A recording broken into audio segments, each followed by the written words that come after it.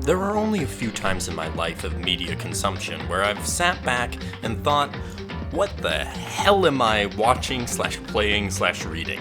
I think it will come as no surprise to anyone who has played Danganronpa that I had several of those moments when playing the first game in the series. This should not be taken as a bad thing though, because it just goes to show how different Danganronpa is from pretty much any other game on the market, and explains why Danganronpa offers a memorable and unique experience that makes you laugh, think, maybe cry a little, and definitely say what the hell did I just watch several times.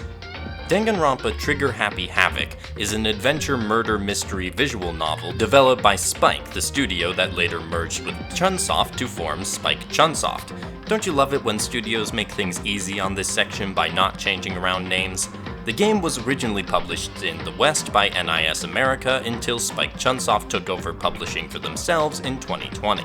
The game came out originally in 2010 in Japan for the PSP, was ported to iOS and Android in 2012, was included in a collection with the second game for the PS Vita in 2013 that also later came to the PS4, was localized for the West in 2014, and eventually found its way to PC, Mac, and Linux in 2016. Critical reception for the game has been very positive, with most reviewers praising its story and character writing and genre blending to create a wholly strange and engrossing experience. The hold Danganronpa had over critics extended to the general audiences as well, with strong sales both in Japan and abroad. What then is this game that held so many players captivated? Before getting started on answering that question, I will state that I'll try to keep this description as spoiler-free as possible. Since the game is heavily narrative-based, I believe it's best to go in with only a few bare-bone details if you want to get the most out of the game's twists and turns. If that's enough to convince you, feel free to stop here to go play and come back later. That also is why the footage is very rarely going to deviate from what you'll see at the beginning of the game. With all that cleared up, let's enter Hope's Peak Academy, the most prestigious school in Japan. To even attend the school, you must already be the best in a particular field called the Ultimate Student. In this class, examples include the ultimate pop sensation, the ultimate baseball player, and of course, you, the player character, an average kid named Makoto Naegi. How did you get into this school? Well, you are the ultimate lucky student, chosen at random through a lottery and given the great honor to attend a school that guarantees future success for its students. Once you arrive at the school, though, things don't go as one might expect. After fainting upon entering the school, Makoto wakes up to find that the school is now barred from the outside world. He and the other students have been trapped in the school, along with a sadistic and dangerous remote-controlled bear named Monokuma. To get out, or graduate from the school, is simple. All you have to do is kill one of the other students and get away with it. Each time someone is killed, a class trial is called, and if the students can't find the true murderer, also known as the Blackened, that student goes free, and everyone else is executed. If the trial finds the actual murderer, though, only they are punished. Makoto's task? To try and stay alive long enough to figure out the mastermind behind this deadly game and escape from Hope's Peak. The characters draw a lot on stereotypes and tropes of high school students, or at least Japanese high school students. That doesn't mean they're bad though. Because of the unusual circumstances surrounding the game, I feel the characters have more of an opportunity to show sides of themselves that other games or visual novels or books in this same setting, or at least a standard high school setting, wouldn't show. Seeing how the characters respond to the tension and mystery permeating Hope's Peak is a fun aspect of the game, and it helps us get a good look at how complex these characters really are. I think the writing on the whole was pretty good, with only a few rare examples of tone deafness or clunky dialogue. I got attached to quite a few of these characters, and I wish I could talk about them more without risking spoilers, but suffice to say, don't get too attached, because all of your favorites, and least favorites, are at risk of gruesome death. The gameplay is split into different stages of your life at Hope's Peak.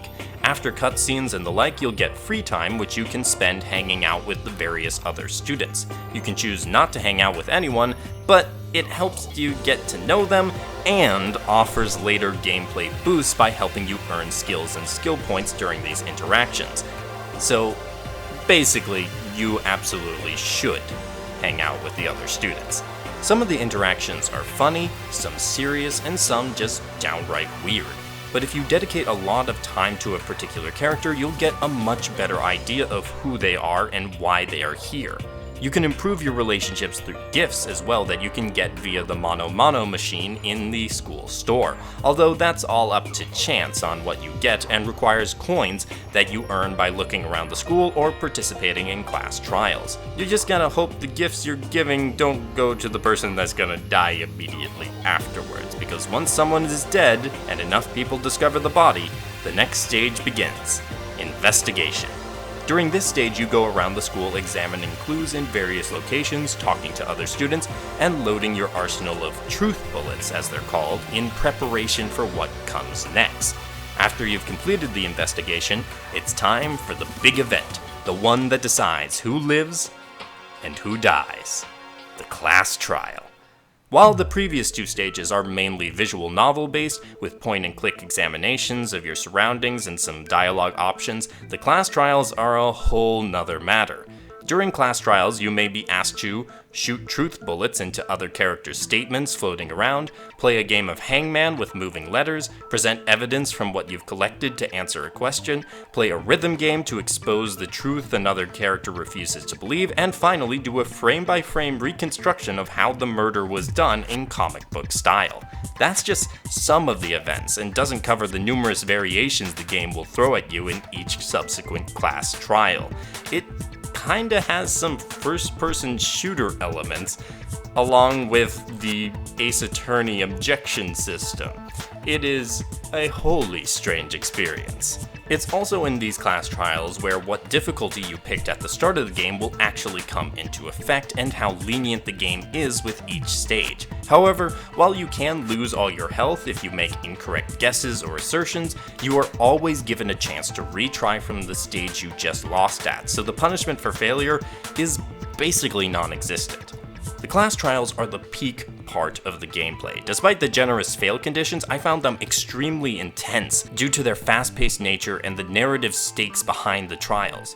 Yeah, someone killed off one of my favorites, but like hell I'm gonna let them get away with it. The one drawback to how immersive this stage of gameplay is, though, comes from its length. The class trials aren't short affairs, and while you can save in the middle and come back, I felt the pressure to finish it all in one sitting every time. That wasn't a problem for me due to my planning out my work schedule around it, but not everyone has the flexibility to do that. Danganronpa isn't exactly a pick up and play kind of game, so if that causes an issue, you might need to do some planning to make sure you can properly complete this great part of the game without immersion-breaking interruptions. Now, since this is a visual novel with a few core mysteries going on, the main story doesn't offer much replayability. There is, however, a mode that unlocks after completing the game called School Mode. This mode has you managing the students to collect materials and create backup units for Monokuma as the justification for the mode. It's not all that deep, but it's fine enough for a mini management game.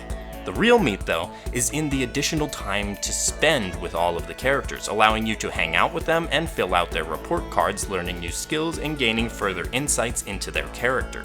Plus, now there are trip tickets where you can bring characters to various locations around the school and spend time earning hearts that can lead to a special ending at the completion of School Mode. You do have to go through 50 days, but don't worry, the days go quickly. You don't have to worry about any of them dying, you just take your time and learn all you want about them. It's a nice low-stress reward that offers something for the players who want to complete the things the main story didn't give you time to finish. As has likely become apparent in the footage being shown, Danganronpa has a very distinctive visual style that is a standout feature of the game.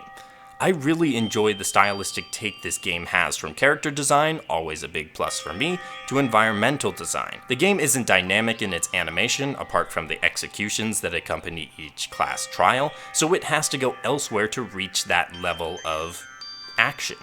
Outside of the executions, the game presents itself in a sort of pop-up storybook way, which I think fits the overall feeling of the game as sort of a grim storybook. The feeling is enhanced through good facial expressions on the characters and excellent sound design, accompanying the actions you can take and that happen around you. The music is a bit hard to describe, but it's a mixture of jaunty and sinister, which is exactly the tone Danganronpa takes in its writing as well, so it's a perfect match. Lastly, the voice acting is good, although limited when not in a class trial. The class trials are fully voiced. The game is a unique visual experience from every angle, and while I know it might not be an art style that everyone enjoys, I most certainly did. Danganronpa is an intense game with some of the most out there gameplay and art style I've seen. Clearly a memorable game, and in my opinion, a quite good one too. I had fun trying to predict the twists and turns of the story, diving headfirst into the class trials and puzzling things out in the investigations alongside some strange characters. Since visual novels aren't usually my scene, I find it hard to place exactly who to recommend this game to, so I'll just recommend it to anyone interested or intrigued by what I've talked about or what you've seen in the footage. If you do play it, I hope you enjoy your time at Hope's Peak. As always, if you enjoyed the episode, leaving a like or comment on the video is the best way for me to avoid being marked as the blackened by the YouTube algorithm and executed. Subscribe to keep following my channel, and who knows, maybe there will be some other Danganronpa games talked about later down the line. A fair amount later. I've still got to recover. I hope to see you all next time. Have a great day, and happy gaming.